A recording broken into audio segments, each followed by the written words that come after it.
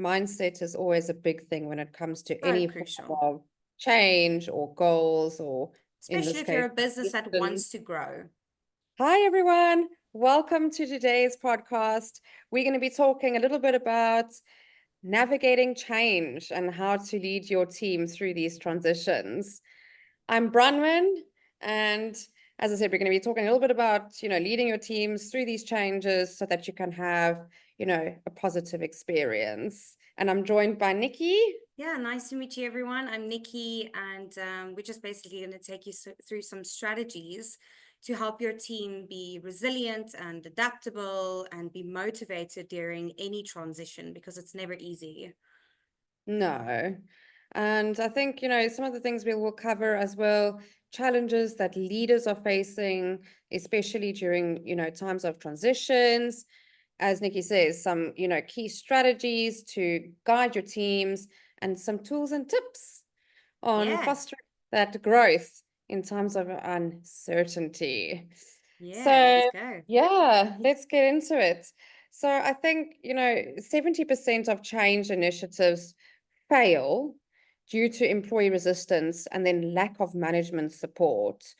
So, what are some of the most common ways that you think teams are affected by change? Yeah, well, I think change can be a very scary thing. I mean, no one Mm. really likes change. Everyone very easily gets into comfort zones, and it's lovely Yes, in a comfort zone. It's cozy, you know what's going to happen and but what no to growth happens expect. there. That is so true. So no growth happens there. And so I think the fact that it's just scary, not knowing how it's going to affect us. And also, I think another big emotion is just a lack of motivation. And that's why motivation is a crucial component of change management. But yeah, it's just being scared and not really wanting to change mainly. I think as well, one of the things that I've learned on my journey is that, you kind of need to be, well, there's a saying, right? Be comfortable being uncomfortable. And I think if you can make that your friend, then you're going to win. True. When it comes to identifying potential resistance, I think you need to start by understanding your team's values, your team's motivations, and listen to their concerns without any judgment, right? I think resistance, as you said, comes very often from the fear of the unknown or the lack of input. And I think, if you're engaging with those people on your team that are resisting and learning from their perspectives, then they might be more open to that change. Some of the early signs, if you will, that I've noticed in resisting, or teams that are resisting to change, is the fear of unknown. People are afraid of what the change might mean for them, what it's going to look like. Perhaps it's a lack of understanding. They may not understand why the change is happening, how it's going to affect them, or they just, as you Yeah. say, discomfort. They don't like it. So they just might simply be uncomfortable with the idea of it. And some ways to address this sort of resistance to change before it, escalates any further, I think, is to communicate, right? Explain the reasons for the change, how it's going to benefit the team, how it aligns with the, sort of organization's goals as a whole, and be transparent. Your team is going to appreciate that. And listen to them, listen to their thing. I mean, look at us last night. Yeah, the entire team jumped on Zoom. We're discussing, strategies for 2025. Everyone has a voice. Your team needs to have a voice. That's when you're going to get the best out of everyone. And then to consider the objections, using, getting feedback from them to identify any issues that you may have overlooked as a leader. And then to lead by example, demonstrating, as a leader that, you're committed to the change and your team will see that. I think a few other strategies that you can sort of, or signs that you can look out for to help with this, think about what the change is going to mean for the team. how they're going to be able to, how's it going to affect your processes after you've made that change, how that's going to affect their role, and then break it down into sort of manageable steps. I think, Jojo Kobe, he puts this quite well, focus on the start line, make it sort of incremental. So then it doesn't feel like, oh, it's this massive change. It's actually, it's broken down into manageable steps, and everyone's sort of got a game plan of how they're going to implement these changes. And then to create sort of a culture around change, design a change strategy, if you will, that focuses on the team, implementing this throughout the organization. And then, of course, as a leader, you need to be that one to lead and be the active one, uh, for the change, if that makes sense.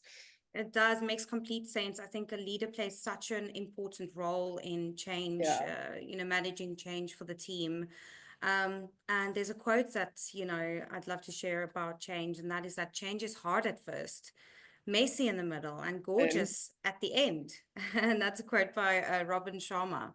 But just listening to everything you've said, I really think that one of the most important things that you have touched on is communication. mm-hmm. Communication, communication, communication. I think that there is no such thing as over communicating when it comes to change. No. Yeah. So how can leaders specifically communicate change, clearly and effectively? Well, as you said, right, communication is the key factor in the success of change. So, how leaders can do this, I think you can, starting by actively listening. Mm-hmm. I think sometimes you listen to respond, but you actually need to listen to understand. And I think listening to the ideas and the feedback from your team can then ensure that everyone supports the change, whatever that may True. be. And then to be adaptable. Adaptability is a key skill for managing change. Leaders who can then adapt to different situations to act quickly, face the conflict, learn from the failure. I always say adapt, oh, learn, adapt next. Yeah. And I think, if you implement that when you're making changes as well, you're going to find that your team is a lot more receptive. And then, as I said earlier, asking for feedback, being empathetic. Empathy can help leaders understand the perspectives of their employees. And that's going to lead back to better communication, better teamwork, and communicate strategically, align the communication with the overall strategies, communicate that vision and make sure that you're being clear in what you're explaining in terms of the changes that you want to be implementing. And Yeah. then, as I said, breaking those into the smaller steps that can help then your team process the information and, really understand what is expected of them. What do you think, Nikki? What strategies do you think can help sort of reduce the resistance? Yeah, well, I mean, I just want to touch on that. One of those last points is just, communicating the vision is just so important, because if you've got a vision, and it's a vision is actually, for me, I see it as a dream for the business. Hmm. And if you can get others to hop on that same dream, then you've already got people really into the change. Yeah. But you get different change management models. And I think if you use a change management model, it really does help you create the right steps to Hmm. implement change. Now, one that's very well known is the change management model by John Cotter, and that's from his Okay. from his writings, Leading Change. And these Okay. I've steps never are. actually heard about this one, so I'm interested. Yes, it's a fantastic guideline that you can implement in any single change. And I don't think you'll use this per se on smaller change that's happening in the Hmm. organization, but certainly if there's a big change happening, or even medium scale, and there's a lot of members that need to get in on this, or very crucial members, then using a change management model is really ideal. So step one would be to create a sense of urgency.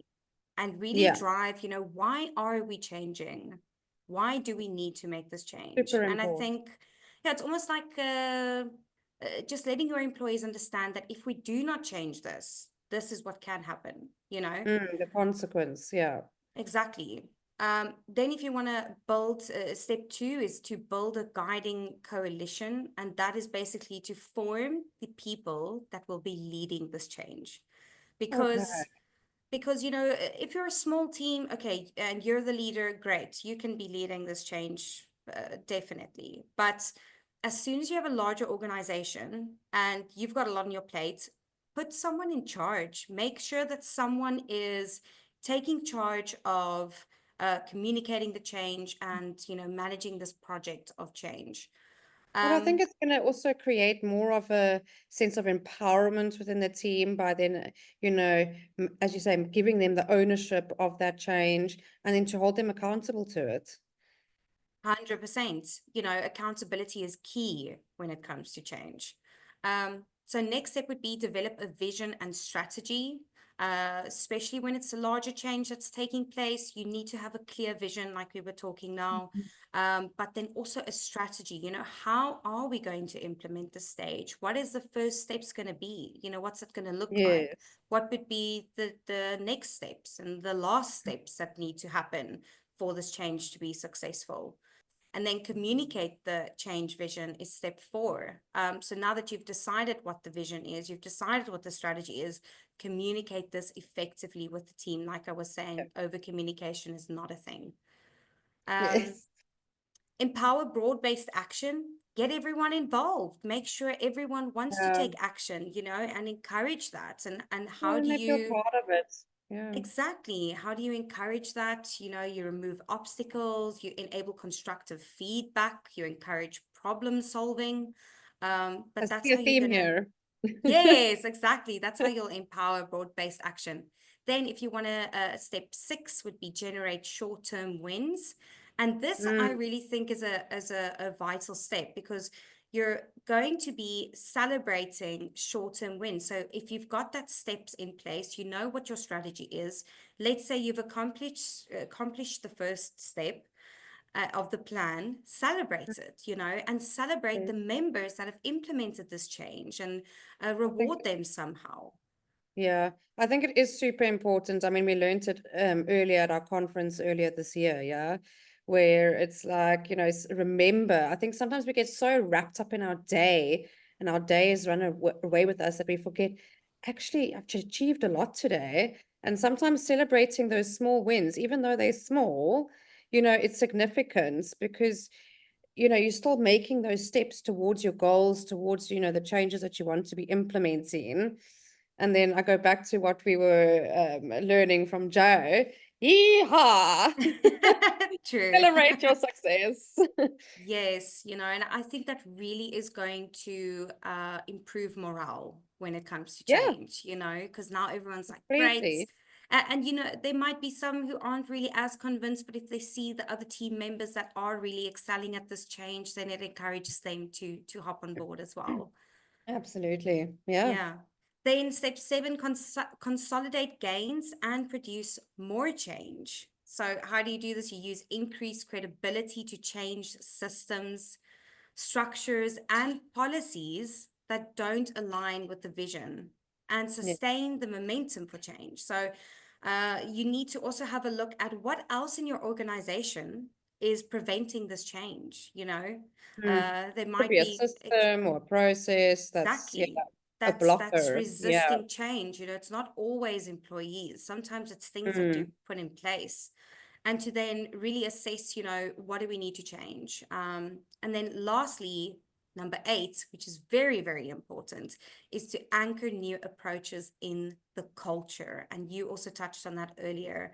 Yeah. But the culture is so vital when it comes to change because if you've got someone that's telling the employees like, listen here, this is a change we're making, and there's no like positivity and there's no excitement about it, like how Or can you like, expect this your is a employees dictatorship. You will do this. Yes, exactly.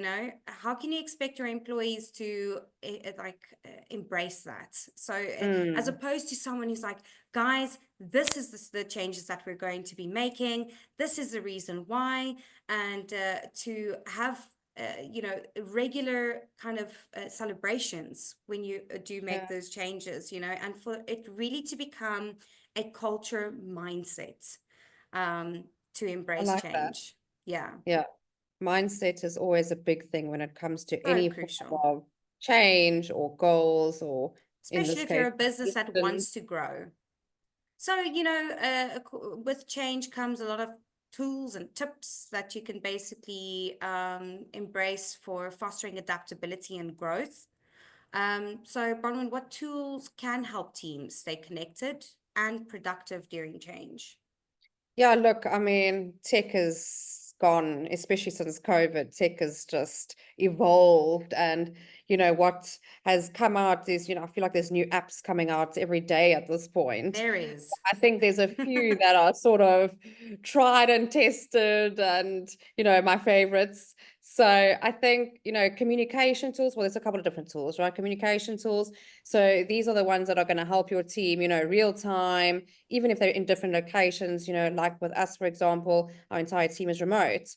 So, to have the WhatsApp for the quick back and forward and these various, communication tools, to avoid duplicate work, to avoid poor communication, because that's going to, just hinder work and performance in general. So ones that I have found that are really good, Slack, this is quite a popular one. This is for team communication. You can use channels, automation. There's various integrations that, Slack uses. Of course, Zoom. I mean, Zoom since COVID, I think they've, been very innovative with constantly upgrading the platform to include, more features and things as, they get Yeah, feedback from Zoom's the got the users. whiteboards that you can collaborate on, Everything, yeah. I mean, obviously it's cloud-based, it allows them to chat online, video conferencing, webinars, the works. So, those are two great ones for communication. If you're looking for something more on the sort of project management side, just to keep track of tasks and things, or, just to distribute tasks to your team, Asana. Asana is a great one. We use it in our estate agency.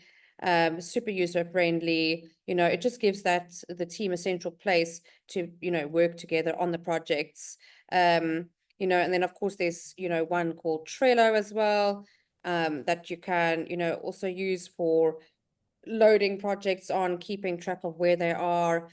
And then of course, good old Google Drive. That's gonna, you can save things, share documents, and then it's all living in one spot. And then everyone knows, where everything's at all times. True. But back to what you were saying about a mindset. Yeah, you have to instill a growth mindset in your teams. This is the belief that you can then develop your abilities through your efforts, through your feedback, through your learning. It's a key factor for what we were saying about, if there's any resilience to the change, it's going to help you overcome those challenges. You're going to, embrace those opportunities and adapt to the change. And if you have this mindset, you need to foster this in your team from the start so that you can encourage them to embrace these challenges and learn from these setbacks. And, ways that you can do this, create an environment, right, that values improvement, emphasize that continuous improvement and talent, and that, so that your team knows, okay, if they've got this mindset, they're going to grow with the team, they're going to grow with the company, they're going to, be in that vision. Encouraging challenges as opportunities. Yeah, help your team see challenges as, opportunities for learning, for growth, rather than, threats or leading by fear, if they're going to fail. Everyone fails. As I always say, I don't believe in failing, I believe in learning. And, if you're setting these clear goals, and encouraging your team to set goals that are clear, measurable, achievable, relevant, you call them smart goals. You heard about that one? Yeah. Yeah. Make your goals smart so that you know when you've achieved them, right? And as you said, celebrating those wins along the way, rewarding those successes, encouraging, that curiosity, that perseverance, and that continuous effort. Um, you know, it's, I think it's so important to instill this inner growth mindset in your team, as I said, from the very beginning. What do you think? What can I leaders do to completely encourage a growth mindset? Yeah, well, I mean, I think that all comes back to just culture and Mm-hmm. I mean, culture in a company, like I always say, okay, if you step into a shop, into a store, and Yes. the employees, the shop assistant is just demotivated and not very helpful, and just yeah, it Or almost they don't seems even like you're greet bothering them you. just being in the store. um I always say that comes directly from the top, because Yeah, you can see when you walk into a shop where the owner just loves the business loves and what they do. appreciates the people, and they lead by example. So culture starts from the very tippy top, leaders play such an important role in the culture and how adaptable a team can be at any given moment. And I really believe that if the leaders are positive and they're go-getters and they're adaptable themselves, I really Mm. think that employees will only follow suit. And again, there's another statistic or quote that I'd love to share, and that's organizations that create a culture of adaptability are 6 times more likely to outperform their competitors. Yeah, I can believe it. Because the Brilliant. times are changing, they keep changing. It doesn't stand still for Yeah. no one. Unfortunately, if you're not open to change, you're gonna fall behind. So, Yeah. what do they say? Adapt or die, right?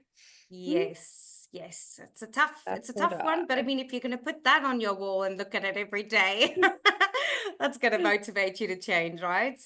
Love it. Um, so yeah, I mean, just to recap everything that we've discussed, we've gone through the strategies, we've gone through the change management model, but I think most of all, communication, Yeah. empathy, listening to your team members, and putting systems in place and rewards for those who are implementing the change, and to keep encouraging the team, and always to ensure that the leaders are leading when it Yeah. comes to And a change. focus on growth. Yeah. I mean, Yeah, as you said, growth mindset. change can be challenging, but it's an opportunity for innovation. It's an opportunity for improvement. And I think you True. need to embrace those opportunities, as you get them, and don't look at them, as a challenge. Change the Yeah, challenge to the opportunity. true, true. That's the right mindset to have. So, I mean, I think you've just also ended off with your closing, comment. B, I don't know if there's anything else you'd like to add. I think, yeah, look, I mean, I think, change is part of progress. And I think if you embrace that, you're gonna win. Yeah, there we go. So, just off of that, I mean, thank you so much for joining us today. We post about topics like this on a weekly basis.